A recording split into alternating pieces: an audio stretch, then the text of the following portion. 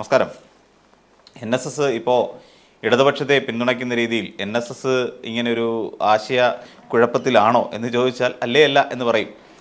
എന്നാൽ കോൺഗ്രസ് ആകെ വലഞ്ഞിരിക്കുന്ന ഒരു സാഹചര്യം. CPM-നെ പൂർണ്ണമായും NSS അനുകൂലിക്കുന്ന, NSS മാത്രമല്ല SNDP-യും CPM-നോട് ചേർന്ന് നിൽക്കുന്ന ഒരു സമീപനം പുലർത്തി പോരുന്നു. കാരണം രണ്ടും കേരളത്തിലെ ഹിന്ദുക്കളുമായി ബന്ധപ്പെട്ടിട്ട് അവരുടെ ഏറ്റവും വലിയ രണ്ട് സാമുദായിക സംഘടനകളാണ് എന്ന് നമുക്കറിയാം.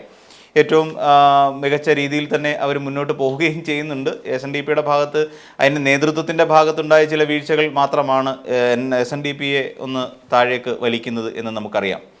എന്നാൽ ഇപ്പോൾ എന്തുകൊണ്ട് NSS അടക്കമുള്ള സാമുദായിക സംഘടനകൾ LDF-ന് പിന്തുണ പ്രഖ്യാപിക്കുന്നു, അല്ലെങ്കിൽ CPM-ന് ഒപ്പം ചേർന്ന് നിൽക്കാം എന്ന് പറയും? നമുക്കറിയാം, പലപ്പോഴും നമ്മൾ കേട്ടിട്ടുള്ള ഒരു വാചകമാണ് സമദൂരം ശരിദൂരം എന്നൊക്കെ പറഞ്ഞുകൊണ്ട് സാമുദായിക സംഘടനകൾ ഓരോ തെരഞ്ഞെടുപ്പ് കാലഘട്ടത്തിലും അവർ പാലിച്ചു പോകുന്ന ഒരു രാഷ്ട്രീയമായ ഒരു ദൂരസിദ്ധാന്തം.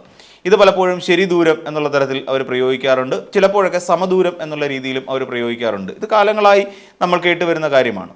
പക്ഷേ എന്നാൽ ഇപ്പോഴത്തേത് NSS-നെ സംബന്ധിച്ചിടത്തോളം വളരെ വ്യക്തമായ നിലപാടാണ് എന്ന് നമുക്കറിയാം. എനിക്ക് തോന്നുന്നു ഈ NSS-ൻ്റെ നാമജപ പ്രതിഷേധയാത്രയുമായി ബന്ധപ്പെട്ട് NSS-ലെ ചില അംഗങ്ങൾക്ക് ഉണ്ടായ ചില കേസുകളും അതുപോലെയുള്ള കാര്യങ്ങളിലൊക്കെ ഇളവ് ചെയ്തു കൊടുത്തേക്കാം എന്ന തരത്തിൽ മുഖ്യമന്ത്രി പിണറായി വിജയനുമായി ഒരു ഒത്തുതീർപ്പിൽ ഇവർ എത്തിയിട്ടുണ്ടോ എന്നുള്ള കാര്യവും നമ്മൾ സംശയിക്കേണ്ടിയിരിക്കുന്നു. അങ്ങനെയും ചില ഉറപ്പുകൾ കിട്ടിയതായി ചില വിശ്വസിക്കാവുന്ന വൃത്തങ്ങളിൽ നമുക്ക് ലഭിക്കുകയും ചെയ്യുന്നു. അപ്പോൾ അങ്ങനെയാണെങ്കിൽ തീർച്ചയായും CPM-നോട് ചേർന്ന് നിൽക്കാൻ തന്നെയാണ് NSS താല്പര്യപ്പെടുക, അല്ലെങ്കിൽ ഇനി അങ്ങോട്ട് താല്പര്യപ്പെടാൻ പോകുന്നതും അങ്ങനെ തന്നെ ആയിരിക്കും. അതിന് മറ്റു ചില കാരണങ്ങൾ കൂടി. ഒന്നാമത്തെ കാരണമാണ് ഈ പറയുന്ന കേസുകൾ പിൻവലിക്കുക എന്നുള്ള ഒരാശയം. മറ്റൊരു കാര്യം, UDF എന്ന് പറയുന്ന ഒരു മുന്നണി തന്നെ ഇവിടെ ദുർബലമായ ഒരു അവസ്ഥയിലാണ് പൊയ്ക്കൊണ്ടിരിക്കുന്നത്.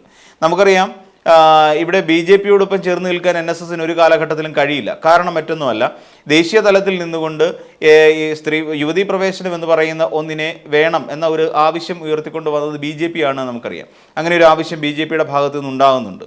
അപ്പോൾ അതേസമയം കേരളത്തിലെ BJP-ക്കാരും അത്തരത്തിലുള്ള കാര്യങ്ങൾ, അങ്ങനെ ഒരു സുപ്രീം കോടതി വിധി വന്ന സമയത്ത് കഴിഞ്ഞ അല്ലെങ്കിൽ 2018 ഒക്ടോബറിൽ BJP-യും ആ വിധിയെ സ്വാഗതം ചെയ്യുന്ന സ്ഥിതിവിശേഷവും ഉണ്ടായി.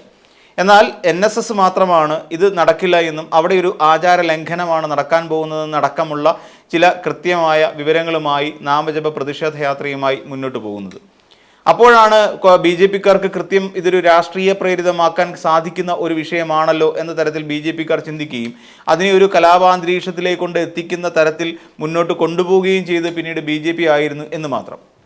അപ്പം BJP ആ നിലയ്ക്ക് അതിനെ വളച്ചൊടിച്ച് തങ്ങളുടെ അജണ്ടയെ ഇവരിലേക്ക് രാഷ്ട്രീയമായി ഏറ്റെടുക്കുന്ന ഒരു സ്ഥിതിവിശേഷവും കൂടി ഉണ്ടായി.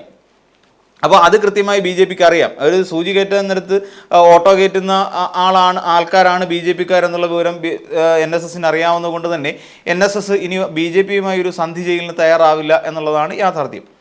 അപ്പോൾ ഇനിയിപ്പോൾ നമ്മൾ നോക്കേണ്ടത്, അപ്പോൾ ഇവിടെ കോൺഗ്രസ്സുകാർ എന്ത് ചെയ്തു? കോൺഗ്രസ്സുകാർ ആചാര സംരക്ഷണത്തിന് വേണ്ടി എന്തെങ്കിലും നടപടിക്രമങ്ങൾ പാലിച്ചു പോയോ? ഇല്ല. അങ്ങനെ ഒരു നരേറ്റീവ് സൃഷ്ടിച്ചെടുക്കാൻ മാത്രമാണ് കോൺഗ്രസ് എപ്പോഴും ശ്രമിച്ചിട്ടുള്ളത്. ഞങ്ങൾ വിശ്വാസികൾക്കൊപ്പമാണ്. കാര്യം കെ ബാബുവിൻ്റെ വോട്ടർ സ്ലിപ്പിൽ പോലും അത്തരത്തിൽ ശബരിമല അയ്യപ്പൻ്റെ ചിത്രം വെച്ചുകൊണ്ട് ഞങ്ങൾ വിശ്വാസികൾക്കൊപ്പമാണ് എന്നൊരു പ്രതീതി ജനിപ്പിക്കാൻ മാത്രമേ കോൺഗ്രസിനെ കൊണ്ട് കഴിഞ്ഞുള്ളൂ എന്നുള്ളത് നമുക്ക് കഴിഞ്ഞ 18-ന്റെ കാലഘട്ടത്തിൽ അറിയാം. എന്തുകൊണ്ടാണ് എന്ന് ചോദിച്ചാൽ, അന്ന് എതിർക്കപ്പെടേണ്ടത് പിണറായി വിജയൻ ആയിരുന്നത് കൊണ്ടും ഇടതുപക്ഷമായിരുന്നത് കൊണ്ടും CPM-ന് ആയിരുന്നു മുഖ്യ ശത്രു എന്നുള്ളത് കൊണ്ടും പ്രതിസ്ഥാനത്ത് വരുന്നതും. അപ്പോൾ അങ്ങനെ ഒരു സാഹചര്യത്തിൽ അവർക്ക് എതിർക്കേണ്ട ആ വ്യക്തിയെ എതിർക്കുക എന്നുള്ളത് മാത്രമായിരുന്നു കോൺഗ്രസിൻ്റെ ആ സമയത്തുള്ള ലക്ഷ്യം. അല്ലാതെ അതിൽ വിശ്വാസ സംരക്ഷണമെന്നോ വിശ്വാസികളുടെ അവരുടെ അവകാശങ്ങൾ സംരക്ഷിച്ച് പിടിക്കാനോ ശബരിമലയുടെ പവിത്രത കാത്തു സൂക്ഷിക്കാനോ ഒന്നും ഒരു കാലഘട്ടത്തിലും കോൺഗ്രസ് ശ്രമിച്ചിരുന്നില്ല എന്നുള്ളത് പച്ച പരമാർത്ഥം തന്നെയാണ്. ഇതിനെക്കുറിച്ച് ഈ ഒരു കള്ളനാണയത്തെ കൃത്യമായി NSS തിരിച്ചറിയുന്ന ഒരു സാഹചര്യമാണ് ഇപ്പോൾ നിലവിലുള്ളത്. അതുകൊണ്ട് തന്നെയാണ് ഇപ്പോൾ ഇടതുപക്ഷത്തിനോടൊപ്പം ചേർന്ന് നിൽക്കാം, അല്ലെങ്കിൽ ഇടതുപക്ഷം നടത്തിയിട്ടുള്ള ശബരിമലയുമായി ബന്ധപ്പെട്ട് നടത്തിയിട്ടുള്ള എല്ലാ ശ്രമങ്ങൾക്കും അവരുടേതായ ഒരു പിന്തുണ അവർ അറിയിച്ചിട്ടുള്ളത്. ഇപ്പോൾ ആഗോള അയ്യപ്പ സംഗമത്തെക്കുറിച്ച് ഇപ്പോഴും VD സതീശൻ തന്നെ പറഞ്ഞുകൊണ്ടിരിക്കുന്ന അവിടെ ആകെ 623 പേര് മാത്രമേ വന്നിട്ടുള്ളൂ എന്നുള്ള തരത്തിലാണ്.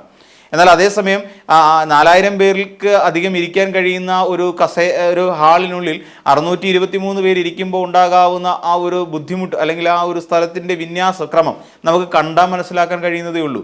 അപ്പോൾ അവിടെ അത്രത്തോളം ആൾക്കാർ കുറവായിരുന്നോ എന്നുള്ളത് നമ്മൾ ആലോചിച്ചു പോകും. പക്ഷേ അവിടെ രജിസ്റ്റർ ചെയ്ത് കണക്ക് വെച്ച് 4200 ചില്ലുവാനം ആളുകൾ അവിടെ പങ്കെടുത്തിരുന്നു എന്നുള്ളതാണ് നമുക്ക് മനസ്സിലാക്കാൻ കഴിയുന്നൊരു കാര്യം. അപ്പോഴും അവിടെ കോൺഗ്രസ് കള്ളത്തരം പ്രചരിപ്പിച്ചുകൊണ്ടിരിക്കുന്നു.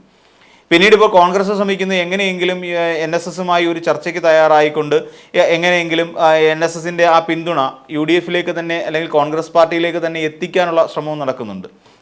എന്നാൽ NSSനെ സംബന്ധിച്ചിടത്തോളം ഇപ്പോൾ മുന്നിൽ നിൽക്കുന്ന അല്ലെങ്കിൽ നേതൃത്വത്തിൽ നിൽക്കുന്ന VD സതീശനെ പോലെയുള്ള ഒരാളെ ഉൾക്കൊള്ളാൻ NSSന് സാധിക്കില്ല എന്നുള്ളതാണ് കാര്യം. NSSനെ പലപ്പോഴും കടന്നാക്രമിക്കുകയും അല്ലാന്നുണ്ടെങ്കിൽ സാധാരണ രമേശ് ചെന്നിത്തലയും ശശി തരൂരും KB ഗണേഷ് കുമാർ അടക്കമുള്ള നേതാക്കന്മാർ, KB ഗണേഷ് കുമാർ ഇപ്പോൾ ഇടതുപക്ഷത്താണെങ്കിൽ തന്നെയും അങ്ങനെയുള്ള ആളുകളൊക്കെയും NSSുമായി കൃത്യമായി ഒരു ബന്ധം പരിപാലിച്ച് പോകുന്ന സാഹചര്യത്തിൽ ഈ NSSന്റെ ആ ഒരു ഭാഗത്തെ പെരുന്നയുടെ വഴിയിലേക്ക് പോലും തിരിഞ്ഞു നോക്കാൻ തയ്യാറാകാത്ത ഒരു നേതാവാണ് VD സതീശൻ. അപ്പോൾ അതുകൊണ്ട് തന്നെ VD സതീശന് NSSകാർക്ക് അത്ര പഥ്യം പോരാ. അതുമാത്രമല്ല, ഇനി SNDPയെ സംബന്ധിച്ചിടത്തോളം നോക്കാം, വെള്ളാപ്പള്ളി നടേശൻ എത്ര രൂക്ഷമായ ഭാഷയിലാണ് പലപ്പോഴും VD സതീശനെ കുറിച്ച് പറഞ്ഞത്. അങ്ങനെ അത്ര രൂക്ഷമായ ഭാഷയിൽ പറഞ്ഞിട്ട് പറയുന്നതുകൊണ്ട് തന്നെ നമുക്ക് മനസ്സിലാക്കാൻ കഴിയുന്നത് SNDP പോലെയുള്ള ഒരു സംഘടനയ്ക്കും അത്രയ്ക്ക് അഭിമതനായ ഒരു വ്യക്തിയല്ല VD സതീശൻ എന്നുള്ളത് തന്നെയാണ്. അപ്പോൾ VD സതീശനെ സംബന്ധിച്ചിടത്തോളം ഈ രണ്ട് സാമുദായിക സംഘടനകൾക്കും അത്രത്തോളം പ്രിയങ്കരനല്ല എന്ന് മാത്രമല്ല ഒരു ശത്രു സ്ഥാനത്ത് നിൽക്കുന്ന ഒരു വ്യക്തിയായി VD സതീശൻ മാറിക്കഴിഞ്ഞിരിക്കുന്നു. ഇതേ ശത്രുത VD സതീശൻ കൊണ്ടു നടക്കുന്ന ആ മുന്നണിയോടും ആ പാർട്ടിയോടും തോന്നിയാൽ അത് അത്ഭുതപ്പെടേണ്ട ആവശ്യമൊന്നുമില്ല. NSSനെ സംബന്ധിച്ചിടത്തോളം രമേശ് ചെന്നിത്തലയും ശശി തരൂരും ഒക്കെയാണ് അവർക്ക് വേണ്ടപ്പെട്ടവർ എന്നുള്ള കാര്യം നമുക്ക് നേരത്തെ മുതൽ തന്നെ അറിയാം. അപ്പം അങ്ങനെയുള്ള നേതാക്കന്മാരെ തഴഞ്ഞുകൊണ്ട് VD സതീശൻ കാണിക്കുന്ന ഒരു സർവാധിപത്യത്തെ അംഗീകരിച്ചു കൊടുക്കാൻ NSSനെ കൊണ്ട് തൽക്കാലം മനസ്സില്ല എന്നുള്ളതാണ്. പിന്നെ മറ്റൊരു കാര്യം കൂടി നോക്കിയാൽ കോൺഗ്രസ് പാർട്ടി കേരളത്തെ സംബന്ധിച്ചിടത്തോളം അതീവ ദുർബലമായ ഒരവസ്ഥയിലൂടെയാണ് കടന്നുപോയിക്കൊണ്ടിരിക്കുന്നത്. നമുക്ക് മനസ്സിലാക്കാൻ സാധിക്കുന്ന ഒരു കാര്യം അതാണ്. വിജയിച്ച് കയറേണ്ട അല്ലെങ്കിൽ മുന്നിലേക്ക് എത്തേണ്ട നിരവധി സന്ദർഭങ്ങൾ കോൺഗ്രസിന് വീണ് കിട്ടിയിട്ടും അതിനെയൊക്കെ ഒരു വിജയത്തിലേക്ക് എത്തിക്കാൻ കഴിയാത്ത ഒരു പാർട്ടിയായി കോൺഗ്രസ് പാർട്ടി അവശേഷിക്കും. നമുക്കറിയാം എന്തെല്ലാം ആരോപണങ്ങൾ ഉയർത്തിക്കൊണ്ടുവരുന്നു. ഏറ്റവും ഒടുവിൽ AI ക്യാമറ വിവാദം പോലും കോടതി എടുത്ത് ചവറ്റുകുട്ടയിലേക്ക് എറിഞ്ഞത് നമ്മൾ കണ്ടതാണ്. അപ്പോൾ അതിനകത്ത് തെളിവുകളില്ല. ഏതാണ്ട് 90 പേജോളമുള്ള ആ ഒരു ഹർജിയിൽ അതിനകത്തില്ല, തെളിവുകളില്ല. എവിടെ തെളിവുകൾ എന്ന് കോടതി ചോദിക്കുകയാണ്. അപ്പോൾ അത്രത്തോളം പരാജയപ്പെട്ടു പോയൊരു പ്രതിപക്ഷം ഇതിനു മുൻപ് ഉണ്ടായിട്ടുണ്ടോ എന്ന് ചോദിച്ചാൽ ഇല്ല എന്ന് പറയേണ്ടി വരും. അത്ര ശോചനീയമായ അവസ്ഥയിലേക്കാണ് UDF നീങ്ങിക്കൊണ്ടിരിക്കുന്നത്. കാരണം അതിനുള്ളിൽ തന്നെ ഉണ്ടാകാവുന്ന ഒരുപാട് പ്രതിസന്ധികൾ, ഇപ്പം കോൺഗ്രസിനെ കൊണ്ട് അഴിക്കാൻ കഴിയാത്ത കുരുക്കുകൾ നിരവധി ഉണ്ടായിട്ടുണ്ട്. ഇപ്പോൾ നമുക്കറിയാം ഷാഫി പറമ്പിലിനെതിരായി പോലും പാലക്കാട് എന്നുള്ള ഒരു CPM അംഗം ലൈംഗിക ആരോപണം ഉയർത്തിക്കൊണ്ട് വരികയാണ്. അദ്ദേഹവുമായി പരിചയപ്പെടുന്ന സ്ത്രീകളോടൊക്കെ അനാവശ്യം പറഞ്ഞുകൊണ്ടിരിക്കുന്ന അല്ലെങ്കിൽ ബാംഗ്ലൂരേക്ക് ട്രിപ്പിന് പോകാൻ ക്ഷണിക്കുന്ന ഒരാളായി ഷാഫി പറമ്പിൽ അല്ലെങ്കിൽ അങ്ങനെ ഒരു നേതാവാണ് ഷാഫി പറമ്പിൽ എന്നതടക്കമുള്ള വിവരങ്ങൾ പുറത്തേക്ക് വന്നുകൊണ്ടിരിക്കുന്നു. അപ്പോൾ അങ്ങനെ നിരവധി സാഹചര്യങ്ങളുള്ളപ്പോൾ കോൺഗ്രസ് എന്ന് പറയുന്നത് കുത്തഴിഞ്ഞ ഒരു സംവിധാനമാണെന്നും ആരൊക്കെയാണ് എൻ്റെ നേതാക്കളെന്നും ആരൊക്കെ എവിടെയൊക്കെ എന്തൊക്കെയായി തീരുമെന്നുള്ള കാര്യത്തിൽ യാതൊരു ബോധ്യവുമില്ലാതിരിക്കുന്ന ഒരു കാലം. അതിൻ്റെ ഒരു പുനഃസംഘടന പോലും വൈകി കിടക്കുന്നു. യൂത്ത് കോൺഗ്രസിൻ്റെ സംസ്ഥാന അധ്യക്ഷനെ തീരുമാനിക്കാൻ തന്നെ തമ്മിലടി നടക്കുന്നു. അപ്പോൾ ഇങ്ങനെ മൊത്തത്തിൽ സംഘടനാ ബലം നശിച്ച് ചോർന്ന് ഇല്ലാതായി നിൽക്കുന്ന ഒരു സംവിധാനമാണ് അക്ഷരാർത്ഥത്തിൽ കോൺഗ്രസ് പാർട്ടി. അപ്പോൾ അങ്ങനെയുള്ള ഒരു കോൺഗ്രസ് പാർട്ടിയെ ഇനിയും NSS എന്ന് പറയുന്ന ഒരു സംഘടന ആശ്ലേഷിച്ച് നിൽക്കേണ്ട യാതൊരു ആവശ്യവുമില്ല. അങ്ങനെ മുന്നോട്ട് പോകുന്നതുകൊണ്ട് NSSന് യാതൊരു ഗുണവും ഉണ്ടാകില്ല എന്ന് പറയുന്ന ഒരു ദീർഘവീക്ഷണത്തെ തുടർന്നാണ് ഇപ്പോൾ ഇങ്ങനെ. കാരണം അവർക്ക് മനസ്സിലായി തുടങ്ങിയിട്ടുണ്ട് LDF എന്ന് പറയുന്നത് കഴിഞ്ഞ 10 വർഷ കാലഘട്ടം കൊണ്ട് ഉണ്ടാക്കി വെച്ച ഒരു ആർജവമുണ്ട്. 9.5 വർഷമായില്ലെങ്കിൽ 10 തന്നെ കാൽക്കുലേറ്റ് ചെയ്യാം. തന്നെയുമല്ല, ശബരിമല പോലെ ഒരു സംവിധാനത്തിന് വേണ്ടിയിട്ട് ഇതുപോലെ ആഗോള അയ്യപ്പ സംഗമം എന്ന് പറയുന്ന വലിയൊരു പരിപാടി സംഘടിപ്പിക്കുന്നു. ആ പരിപാടിയിൽ നിന്ന് നമുക്കറിയാം ഒരു സമാന്തര സംഗമമൊക്കെ, ഇവിടെ ബദൽ സംഗമമൊക്കെ പന്തളത്ത് നടന്നെങ്കിൽ പോലും അതെല്ലാം വർഗീയതയുടെയും വിദ്വേഷത്തിൻ്റെയും ഒക്കെ പ്രചാരണ ആയുധങ്ങളായി മാറുന്ന കാഴ്ചയാണ് നമ്മൾ കണ്ടത്. അപ്പോൾ അത്തരം കാഴ്ചകൾ വരുന്ന സാഹചര്യത്തിൽ വളരെ കൃത്യമായി എങ്ങനെ ശബരിമലയെ കൃത്യമായ ഒരു തീർത്ഥാടന കേന്ദ്രമാക്കി മാറ്റാം, അല്ലെങ്കിൽ ആഗോള തീർത്ഥാടന കേന്ദ്രമാക്കി എങ്ങനെ മാറ്റാം എന്നതിനെക്കുറിച്ചുള്ള വിശദമായ ചർച്ചകൾ അവലംബിച്ചതുകൊണ്ട് തന്നെയാണ് NSS ഈ രീതിയിൽ വരുന്നത്. അപ്പോൾ എന്തുകൊണ്ടും ശക്തമായ നിലയിലേക്ക് നിൽക്കുന്ന, 3ാം വട്ടവും ഭരണത്തിലേക്ക് കയറും എന്നുള്ള ഉറപ്പ്, അല്ലെങ്കിൽ അങ്ങനെ ഉറപ്പിച്ചു നിൽക്കുന്ന ഒരു മുന്നണിക്കൊപ്പം അല്ലേ ചേർന്ന് പ്രവർത്തിക്കേണ്ടത്. അല്ലാതെ അടുത്ത തവണയും പ്രതിപക്ഷത്ത് ഇരിക്കാൻ മാത്രം യോഗ്യതയുള്ള ഒരു മുന്നണിക്ക് വേണ്ടിയിട്ട് NSS എന്തിനാണ് അവരുടെ നേതൃത്വത്തെ അല്ലെങ്കിൽ NSSന്റെ അണികളെ എന്തിനാണ്, അല്ലെങ്കിൽ ആ പറയുന്ന NSS വിശ്വാസികളെ എന്തിനാണ് മാറ്റി ചിന്തിപ്പിക്കുന്നത്? അതിൻ്റെ ആവശ്യമില്ല. കാരണം വരാൻ പോകുന്ന നല്ല ഒരു തെരഞ്ഞെടുപ്പ്, ഇപ്പം നമ്മൾ നോക്കിക്കഴിഞ്ഞാൽ തദ്ദേശ സ്വയംഭരണ തെരഞ്ഞെടുപ്പ്, അതിൽ പോലും ഒരു ഗ്രിപ്പ് കിട്ടാത്ത ഒരവസ്ഥയിലാണ്. അവിടെ പോലും അതൊക്കെ NSSന്റെ ഈ ഒരു നിലപാട് അതിനെയൊക്കെ ബാധിക്കും, UDFനെ ദോഷകരമായി തന്നെ ബാധിക്കും. കാരണം ഇനിയിപ്പം UDF നേതാക്കന്മാർ എത്ര ചർച്ച നടത്തിയാലും ശരി, അതിനകത്ത് എന്തൊരു ഓഫർ വെച്ചിരുന്നാലും ശരി, ഈ ദൗർബല്യം ആ ഒരു ദൗർബല്യമായി തന്നെ അവശേഷിക്കും.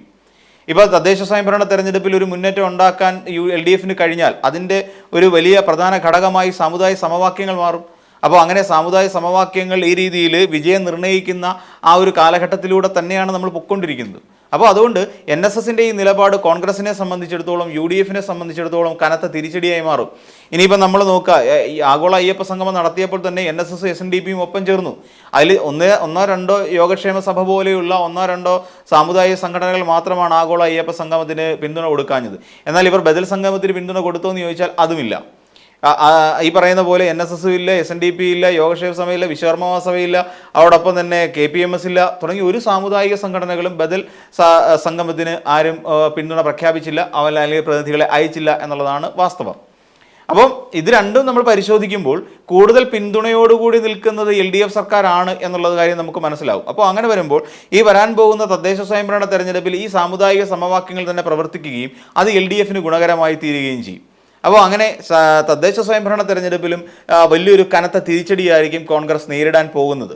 പിന്നെ നമുക്കറിയാമല്ലോ, അടുത്ത വരാൻ പോകുന്ന നിയമസഭാ തെരഞ്ഞെടുപ്പുമായി ബന്ധപ്പെട്ട് കോൺഗ്രസ് എന്ത് നേട്ടം ഉണ്ടാക്കും എന്നുള്ളതാണ് കാര്യം. പല വികസന പ്രവർത്തനങ്ങളും സർക്കാർ ഉയർത്തിക്കൊണ്ടുവരുന്ന പല വികസന, ഇപ്പം നമുക്കറിയാം വയനാട് തുരങ്കപാത, ആ തുരങ്കപാത ഞങ്ങൾ അധികാരത്തിൽ വന്നാൽ ഒരിക്കൽ പോലും നടത്തില്ല എന്ന് വാശി പിടിക്കുന്ന ഒരു നേതാവ്. MO ഹസൻ തന്നെ പലപ്പോഴും പറഞ്ഞിട്ടുണ്ട്, ലൈഫ് മിഷൻ പദ്ധതി ഞങ്ങൾ പിരിച്ചുവിടും. അപ്പം പിന്നെ ഈ വികസനം ഒക്കെ അല്ലെങ്കിൽ വീട് കൊടുക്കുക എന്നുള്ള എങ്ങനെയായിത്തീരും? ഇപ്പോൾ തന്നെ നമുക്കറിയാം, ഇപ്പം തൽക്കാലം ഒന്ന് മുഖം രക്ഷിച്ച് നിൽക്കുന്ന 63 ലക്ഷം രൂപ NM വിജയൻ എന്ന് പറയുന്ന നേരത്തെ വയനാട് DCCയുടെ മുൻ സെക്രട്ടറി ട്രഷററുടെ കുടുംബത്തെ നൽകി സഹായിച്ചു എന്നുള്ളതാണ്. അതുമാത്രമാണ് ഇപ്പോൾ അത് മുഖം രക്ഷിക്കാൻ വേണ്ടി, അതായത് അവർ വെട്ടിച്ച പണം തിരിച്ചു കൊടുത്തു, അത്രമാത്രം. അപ്പോൾ അങ്ങനെ വരെ ചെയ്തിട്ട് ഇപ്പോൾ തൽക്കാലം ഒന്ന് മുഖം രക്ഷിക്കാനുള്ള നടപടിക്രമങ്ങളുമായി മുന്നോട്ട് പോവുകയാണ് KPCC. അതിനിടയിൽ ഈ VD സതീശൻ ഈ പറയുന്ന സമുദായ സംഘടനകളെ വെറുപ്പിച്ചുകൊണ്ട് ഇപ്പം VD സതീശൻ കുറച്ചൊന്ന് മയപ്പെട്ടിട്ടുണ്ട്. ഞാൻ അയാളെ ഒന്നും പറഞ്ഞില്ലല്ലോ, വെള്ളാപ്പള്ളിക്കെതിരായി ഞാൻ വളരെ മാന്യമായ ഭാഷയിലാണ് സംസാരിച്ചത്, അതിനെ എന്നൊക്കെ പറഞ്ഞുകൊണ്ട് ഒരു തടിതപ്പൽ എന്നുള്ള തരത്തിലേക്ക് VD സതീശൻ മാറുന്ന കാഴ്ചയും നമുക്ക് ഈ ഒരു കോണ്ടെക്സ്റ്റിൽ നിന്നുകൊണ്ട് മനസ്സിലാക്കാൻ സാധിക്കും. അപ്പോൾ എന്ന് വെച്ചാൽ VD സതീശൻ ഒതുങ്ങി, VD സതീശൻ മാത്രമല്ല ഈ ഒരു NSSന്റെയും SNDPയുടെയും ഈ ഒരു നിലപാട് പാർട്ടിയെ വീണ്ടും ദുർബലപ്പെടുത്തും എന്നുള്ള കാര്യത്തിൽ യാതൊരു സംശയവും ഇപ്പോൾ അതിൻ്റെ നേതാക്കൾക്കില്ല. ഇനിയും ചർച്ചകളായിരിക്കും, മാരത്തൺ ചർച്ചകളായിരിക്കും. കാര്യം കൈവിട്ട് പോവാണ്.